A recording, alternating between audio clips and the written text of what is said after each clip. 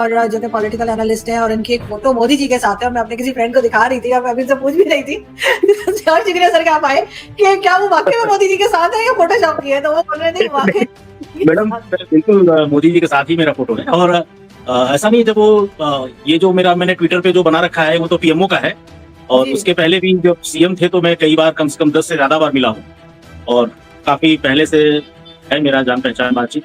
नहीं, बहुत अच्छी बात है। लेकिन ये जरूर है कि पाकिस्तान में पहले जब मेरे ख्याल है 3-4 साल पहले तक जब मैंने इंडियन टीवी पे आना शुरू किया 2019 के एंड में, उस वक्त मोदी जी की एक बड़ी नेगेटिव इमेज हुआ करती थी। तो हम लोग भी ये सोचते थे कि वो बहुत बुरा करते हैं, मुस्लिम्स के साथ बहुत बुरा करते हैं, पाकिस्तान के साथ बहुत बुरा करते हैं। लेकिन आहिस्ते से जब हमने उनको देखना शुरू किया, उनके काम को देखा, तो अब इस वक्त पाकिस्तान में एकदम एक अलग तरह की एक लोग जो है वो सोचते हैं, उनके बारे में बहुत पॉजिटिव सोचते हैं। मैं ये नहीं कहूंगी सब, लेकिन काफी लोग ऐसे हैं जिनको अब मोदी जी और डॉक्टर जयशंकर बहुत पसंद है। तो हम बात पहले मोदी जी से ही शुरू करते हैं, क्योंकि आप जाहिर उनसे कई बार मिले भी हैं।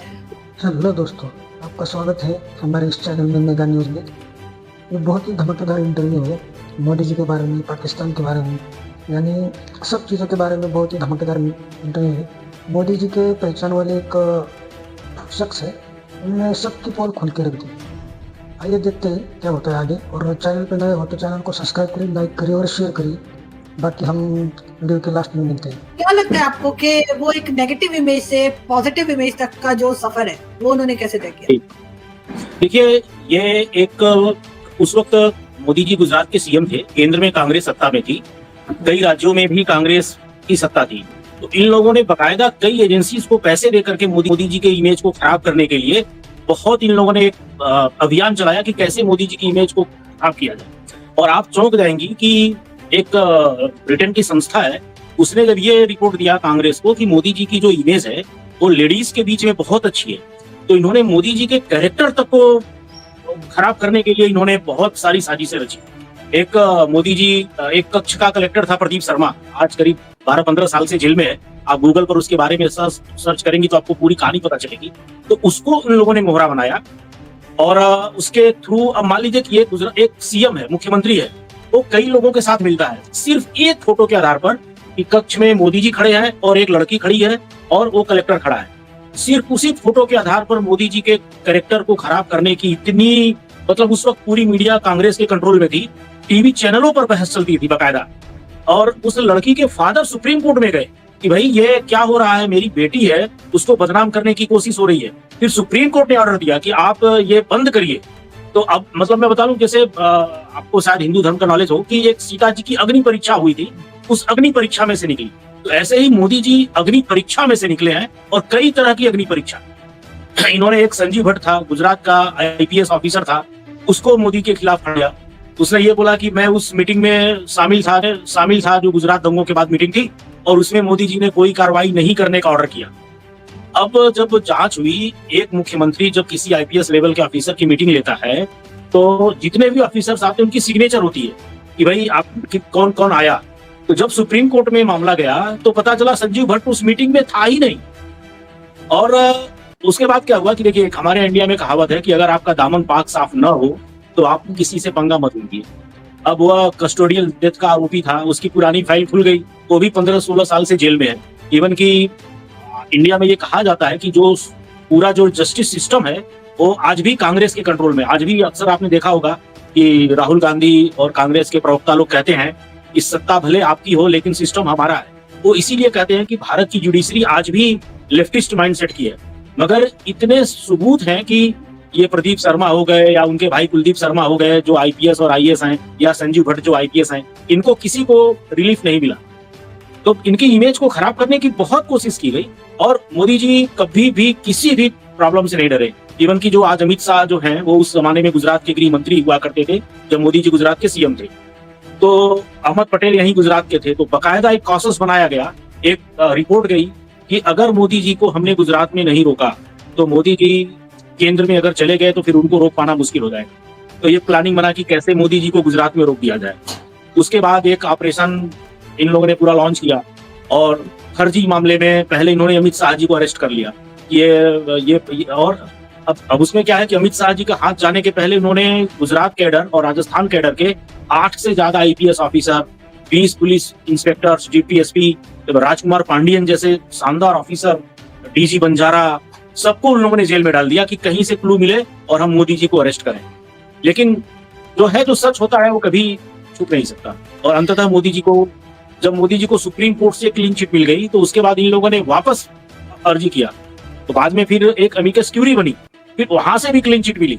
मतलब ये लोग, दुनिया का ऐसा कोई वो नहीं होता। इन्होंने अमेरिका तक को लेटर लिखा था कि आप मोदी जी को वीजा मत दीजिए। अब आप खुद भी सोच सकते बिल्कुल, हैं कि मैं आपसे यही कहने वाली थी कि मोदी जी को अमेरिका वीजा भी नहीं देता था और नहीं देता उनका था। गुजरात वाले जो दंगे थे वो लेकर काफी नेगेटिव इमेज थी और पाकिस्तान में भी वैसे बहुत एक मैं राजनीति से अलग चीज बता रहा हूँ आपको। मोदी जी बाबा महाकाल के बहुत बड़े भक्त हैं, जो उज्जैन में महाकाल है। और आपने देखा होगा हमेशा मोदी जी के हाथ में एक ब्लैक कलर का धागा रहता है। वो हर बार एक वीक में वो मंगवाते हैं और उसको बांधते हैं। और एक ऐसा है कि जब तक बाबा महाकाल का हाथ मोदी जी के ऊपर है तब तक कोई उनका कुछ बिगाड़ नहीं सकता। बिल्कुल ऐसा ही है। लेकिन अब तो खैर पाकिस्तान में जैसे मैंने कहा कि काफी नेगेटिव इमेज थी और हम लोग यही सोचते थे कि वो मुस्लिम्स के साथ ठीक नहीं कर रहे, वो पाकिस्तान के साथ ठीक नहीं कर रहे, उनको अमेरिका नहीं जाने दिया जाता। लेकिन अब उन्होंने हर चीज को गलत साबित कर दिया। एक चीज मैं बताऊं आपको, मोदी जी ने पाकिस्तान के साथ रिलेशन बनाने के लिए बहुत कोशिश की। अब आप ये बताइए, नवाज शरीफ की पोती की शादी में वो अचानक उतर गए। उस वक्त मैं नाम नहीं लूंगा उनका, एक प्राइवेसी का मैटर होता है। मोदी जी के एक हैं जो मेरे से अक्सर उनकी बातचीत होती, मैं दिल्ली जाता हूँ तो खुद वहां थे। जब मोदी जी को बोले कि हम लोग प्लेन में थे, अफगानिस्तान से आ रहे हैं, तो अचानक से ये हुआ कि भाई हम लोग पाकिस्तान में लैंड करने वाले हैं। तो जितने लोग थे एकदम सन्नाटा, अरे भाई हमारे वीजा नहीं है, वो नहीं है। तो बोले टेंशन की बात नहीं, एयरपोर्ट पे सारा अरेंज है। और मतलब मोदी जी का डेयरिंग देखिए कि एक ऐसे कंट्री में जो होस्टाइल कंट्री है, बगैर किसी मतलब उतर जाना। और नवाज शरीफ जी ने भी एक अच्छा मतलब जेस्चर का परिचय दिया था कि उनको मतलब उतर जाना। और नवाज शरीफ जी ने भी एक अच्छा मतलब जेस्चर का परिचय दिया था कि उनको रिसीव किए। उनको मतलब मोदी जी ने, अटल जी ने भी, सबने पूरी कोशिश की कि पाकिस्तान, देखिए एक अटल जी ने बात कही थी कि हम दोस्त बदल सकते हैं, पड़ोसी नहीं बदल सकते। बट अब मोदी जी, अटल जी बस लेके गए, फिर आपके परवेज मुशर्रफ जी ने पीछे से कारगिल कर दिया। अब ये रिलेशन काफी हद तक अच्छे हो रहे थे। जहां तक मुझे पता है कि जनरल बाजवा भी चाहते थे कि रिलेशन अच्छे हों। बट पाकिस्तान में एक बहुत बड़ा वर्ग ऐसा है जो आर्मी का वर्ग, जिसकी मतलब की पूरी कमाई, आपको तो पता ही है, आप मेरे से ज्यादा जानती है, पाकिस्तान में रहती है, कि पाकिस्तान का जनरल जब रिटायर होता है तो कोई पापुआ न्यू गिनी के पास टापू खरीद लेता है, कोई दुबई में आलीशान बंगले। हमारे यहाँ के सेना प्रमुख रिटायर होते हैं तो कोई गुड़गांव के फ्लैट में बिल्कुल सिंपल लाइफ, आपको पता भी नहीं चलेगा कि ये सेना प्रमुख थे। तो पाकिस्तान का जो पूरा जो एक सेना का एक बड़े बड़े, वो लोग बिल्कुल नहीं चाहेंगे कि इंडिया के साथ, क्योंकि उनकी जो पूरी रोजी रोटी है, उनकी जो कमाई है, वो भारत के नफरत और दुश्मनी पर ही टिकी हुई है। क्योंकि आपको तो पता है कि पाकिस्तान की सेना एक ऐसी सेना है कि जो सेरेलैक से लेके टूथपेस्ट, क्रीम, पाउडर, लिपस्टिक सब कुछ बेचती है। उनका पूरा मतलब बिल्डर, मतलब ये आप ये समझ लीजिए कि देश की रक्षा के अलावा पाकिस्तान की सेना सारे काम करती है। सर एक इम्प्रेशन ये भी है पाकिस्तान में, मुझे नहीं पता कहाँ तक सही है, लेकिन ये कि समझा जाता है कि जो बीजेपी की गवर्नमेंट है वो पाकिस्तान के साथ टर्म्स रखना नहीं चाहती और कांग्रेस जो है वो पाकिस्तान के साथ बात करने को तैयार है। क्या वाकई? देखिए मैं एक चीज, हाँ मैं आप लोग एक चीज क्लियर कर दूं कि पाकिस्तान जो बोलता है और राहुल गांधी या कांग्रेस जो बोलती है वो बिल्कुल सेम। मतलब ऐसा लगता है कि दोनों का स्क्रिप्ट राइटर, मैंने जब ये क्या नाम है, इमरान खान ने जब यूएन में जब भाषण दिया था 2 या 3 साल पहले, पूरी लाइन, चाहे उन्होंने, मतलब मैं चौंक गया कि कहीं राहुल गांधी का पर्चा तो इमरान खान के पास तो नहीं आ गया।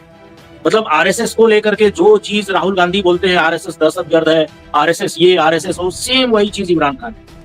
राहुल गांधी जो कहते हैं कि हम सत्ता में आएंगे तो 370 हटा देंगे, सेम पाकिस्तान। जो ये लोग कहते हैं कि ये लोग, मतलब कि पाकिस्तान और कांग्रेस। और आपके जो मणिशंकर अय्यर है, वो तो पाकिस्तान में कराची में जाकर के कहा उन्होंने कि आप हमारा साथ दीजिए, हम मोदी को उखाड़ फेंकेंगे। मतलब ये आपकी बात बिल्कुल अपोजिशन तो सही है। यही करती है सर, अपोजिशन तो ऐसी बात करती है। अपोजिशन मैं आपको एक चीज बताऊं, नहीं, अपोजिशन जो होती है एक कंस्ट्रक्टिव, आपको मैं आपके देश की अपोजिशन की मैं तारीफ बहुत करता हूं। मैं आपको रीजन बता दूं, कश्मीर के मामले पर आपका अपोजिशन और आपका जो सत्ता पक्ष है या आपकी मीडिया, वो बिल्कुल सेम। कभी कोई, मैं 370 पर टीवी चैनल पे मैं देख रहा था, उस वक्त जब 370 हटा था तो पीटीआई, आपके पाकिस्तान में पीटीआई सत्ता में थी। नवाज शरीफ के पार्टी के भी प्रवक्ता और पीटीआई के प्रवक्ता जो इंडियन चैनल पे बोल रहे थे, बिल्कुल सेम, कोई बिल्कुल अलग नहीं। या अगर कई बार अभी जाकिर नाइक के मामले पर जो बात हो रही थी तो मैं देख रहा था कि जो आप पीटीआई का जो बोल रहा है वही मैं बता दूं कि पूरे वर्ल्ड में सबसे खराब विपक्ष इंडिया का है। अटैक होता है और मेरा ख्याल है कि इसमें हम लोग आगे बढ़ सकते हैं, हम एक दूसरे के साथ चल सकते हैं। पीपल और टू पीपल कॉन्टेक्ट में मैं एक्चुअली काफी घुमा हूँ, 68 कंट्रीज में घुमा हूँ और मुझे बाहर बहुत से पाकिस्तानी मिले, खासकर पुर्तगाल वगैरह में तो बहुत से पाकिस्तानी मेरे से मिले। मैं, आप गलत मत लगे कि मैं मतलब पाकिस्तानी लोगों की मैंने सोच देखी तो एक थोड़ी सी अजीब सी सोच, मतलब कि हम पुर्तगाल में हम लोग एक पार्क में बैठे थे, कई पाकिस्तानी, वो मतलब उन लोगों ने ऐसे खाया मसाला और वहीं थूक दिया। बल्कि मेरे को भी देखिए, हम लोग भी इंडिया में ठीक है हम लोग, बट एक हम किसी अलग कंट्रीज में जाते हैं तो हम में थोड़ा सफाई और करते हैं। दूसरी चीज, जैसे आपके कंट्रीज में क्या है कि किसी को मारना कितना आसान है कि किसी के नकली फेसबुक आईडी बना दिया, कोई फेमस एक्टर या जो आपके यहाँ मतलब कुछ भी ऐसा इस्लाम के बारे में या आपके पैगंबर के बारे में कुछ लिख दिया, बस भीड़ आएगी और आपको मार के चली जाएगी। कुछ करना है मतलब यहाँ इंडिया में तो किसी को मारना होता है तो लोग 1 करोड़ 2 करोड़ की सुपारी देते हैं, अपने पाकिस्तान में तो किसी को मारना बहुत आसान है। तो ये सब चीजें, और ये पब्लिक को देखना है। वो बेचारा एक श्रीलंका का था, उसको पता नहीं था, उसको आपकी लैंग्वेज नहीं आती थी, उसने कोई पेपर था उस पर क्या लिखा था उसने फाड़ दिया, अब उसको पीट के मार दिया, जिंदा जला दिया। तो हम चाहते, बट आपकी जो आपके यहाँ जो इंटेलेक्चुअल्स हैं उनको ये चीज पब्लिक, अब अभी तो उल्टा हो रहा है। आपके यहाँ जाकिर नायक क्या है, आपके यहाँ होना तो ये चाहिए कि भाई आपकी इकोनॉमी थोड़ी खराब चल रही है तो किसी आप अच्छे अर्थशास्त्री को बुलाते, किसी अच्छे जो उनको बुलाते कि भाई पाकिस्तान में जो कट्टरता बढ़ी है उसको कम कैसे किया जाए। हमें देखिए, आपके यहाँ कट्टरता है उससे हमें कोई नुकसान नहीं है। आपने वो शायद एक सुना होगा, उसका एक अमेजन के जंगल में एक मछली पाई जाती है, उसको बोलते हैं, वो बड़ी खतरनाक मछली होती है, तो मतलब वो खा जाती है, पिराना। तो पिराना मछली का कैसा होता है कि पहले वो दूसरे प्रजाति के मछलियों को खाती है, फिर मान लीजिए कि सारे खत्म हो गए तो फिर वो आपस में दूसरे को खाने लगती है। तो आप लोगों ने वहां से हिंदुओं को भगाया, हिंदू तो सब पाकिस्तान छोड़ गए, शायद मुश्किल से 0.5% होंगे आपके अमरकोट में, और इधर आपके जो गुजरात के बनासकांठा से लगा, हाँ जो गुजरात के बनासकांठा से लगा हुआ है नगर पारकर वगैरह में जो बचे हैं वही है थार पारकर में, बाकी तो कहीं नहीं बचे। अब उसके बाद अब आपको चाहिए भाई, जैसे पिराना मछली का कि भाई मारने के लिए कोई तो चाहिए, तो अब आपको मिल गए अहमदिया। चलो भाई अब अहमदिया को मारो। अभी मैंने वीडियो देखा है, उनकी कब्रों को तोड़ा जा रहा है। नहीं भाई, अहमदिया मुस्लिम नहीं है। आपके यहाँ जो नोबेल प्राइज विनर है, अहमदिया मुस्लिम नहीं है। आपके यहाँ जो नोबेल प्राइज विनर है, अगर हमारे इंडिया का कोई फिजिक्स का नोबेल प्राइज विनर होता तो हम अपने बच्चों को पढ़ाते, उसके बारे में बताते कि बेटा ये देखो ये है। वहां पर क्या पढ़ाया जाता है, वो काफिर था, अहमदिया था, कादियानी था, उसकी कब्र से हटा दी, ये हटा दी। फिर आप लोग केपीके में सियाओं को मार रहे हैं। तो ये सब कट्टरताएं खत्म अब अभी। और अच्छा, इसमें भी मुझे बड़ा ताजुब लगता है, आपके यहाँ एक मौलाना है तारिक जमील, उनका कई वीडियो है, कहते हैं कि ना अगर किसी ने पैगंबर की शान में गुस्ताखी कर दिया तो उसे हरगिज माफी नहीं मिलनी चाहिए। माफी क्यों भाई, उसको मार डालो, ये कर डालो, कई वीडियो है उनके। अब उन्होंने खतरनाक बात बोल दी, अब वो वीडियो पे वीडियो, भाई मुझे माफ कर दो, मुझे माफ कर दो। मतलब आज वो कहावत है ना, खुद पे आ गया ना सर, जो कुछ कर रहे हैं खुद पर आ गया। वो बोले नहीं माफी होनी चाहिए, ये होना चाहिए। भाई तुमने कितने लोगों को मरवाया। आपके यहाँ तो मैंने एक ऐसा केस सुना है कि एक किसी टीचर थी तो उसको सपना आया रात में कि मेरी जो साथी टीचर है इसने कुछ सर इस किस्म के इंसिडेंट्स हमारे यहाँ, एग्जैक्टली सर, इस किस्म के हमारे यहाँ बढ़ते जा रहे हैं अनफॉर्चुनेटली सर, एग्जैक्टली ऐसे ही हमारे यहाँ बढ़ते चले जा रहे हैं। ये सब चीजें जो आपके यहाँ जो इंटेलेक्चुअल्स हैं, अच्छा मैं तो समझ नहीं पाता, मतलब मैं फिनलैंड वगैरह में देखता हूँ जैसे इंटेलेक्चुअल्स एक होती है, इंटेलेक्चुअल उनकी सोच एक अलग होती है। आप उनके साथ बैठिए तो एक लगता है यहाँ पे इंटेलेक्चुअल्स। आपके यहाँ तो मैंने जो पाकिस्तानी लोगों के साथ जो मैंने यूरोप में बातें की है, एक एवरेज मौलाना और एक आपके यहाँ जैसे जिसको सो कॉल्ड इंटेलेक्चुअल कहा जाता है, उनकी सोच में मुझे कोई फर्क नहीं नजर आया। तो मैं आपको बता दूं कि मुझे नहीं कहना चाहिए लेकिन मैं कह रहा हूँ कि मुझे पाकिस्तान का जो फ्यूचर है वो बिल्कुल डार्क और डार्क और डार्क, मतलब ये समझ लीजिए कि एक दलदल में जा रहा है। और रही सही कसर चाइना तो ऐसे ही करता है कि जैसे कर्जा देता जाएगा, फिर बाद में भाई ये हमारा आप क्या कुछ नहीं। अभी देखिए मालदीव, उनको समझ अक्ल आ गई मोदी को, अभी वो इंडिया के साथ रिलेशन बढ़ाने लगे। उन्होंने बोला कि भाई हम इंडिया के साथ, हमारे जो मिनिस्टर्स ने बोला वो हमारी सोच नहीं है, हमने उनको बर्खास्त कर दिया। उन्होंने यहाँ बोला कि मैंने कभी इंडिया आउट का नारा दिया ही नहीं, मतलब वो बोल रहे कि मैं मोदी जी के साथ अच्छे। देखिए इंडिया कभी चेकबुक डिप्लोमेसी में नहीं करता, हम लोगों को पैसे देते हैं हम उन पे उनकी प्रॉपर्टीज पे हम गलत, हम एक मदद कर, हमारा मतलब एक हिंदू एक सोच ऐसी होती है। आपके यहाँ भी मैंने किसी का सुना था, जो मुझे मिला था, जैन था, 2 पीढ़ी पे, मतलब वो 47 में उसकी वो सियालकोट का था, बहुत बड़ा बिजनेसमैन था, स्पोर्ट्स का उसका काम था। वो बोल रहा था कि जब तक सियालकोट में जैन और हिंदू थे, कोई बंदा रात में भूखा नहीं सोता था। इतनी जगहों पे, इवन सिख, मतलब सिख कराची में पारसी लोग थे, लाहौर में सिख लोग थे, तो हम लोग इतना लंगर चलाते थे, इतना दान करते थे, क्योंकि हमारे अंदर वो है कि हम चाहते भाई आज हमने 100 रुपया कमाया तो 50 रुपए दान कर दो, क्योंकि ईश्वर हमें देगा। और उसमें भी जैन और सिख लोग, तो जैन में एक अपरिग्रह, मतलब उनके यहाँ एक कहा गया, जो 5 बताए गए हैं, अहिंसा, अपरिग्रह। अपरिग्रह का मतलब ये होता है कि आप किसी चीज का कलेक्शन नहीं कर सकते, तो वो लोग भी खुलेआम दान करते हैं। मतलब आपको मैं बताऊं तो यहाँ पर करोड़ों रुपए लुटा देते हैं जैन लोग एक झटके में।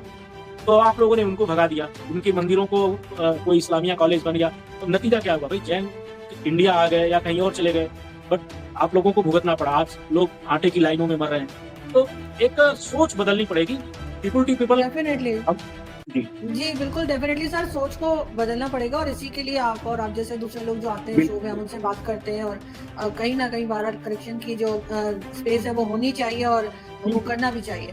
थैंक यू सो मच कि आपने आज ज्वाइन किया, एंड आई होप कि बहुत बहुत जल्दी आभार आपसे आपके। फिर मुलाकात हो।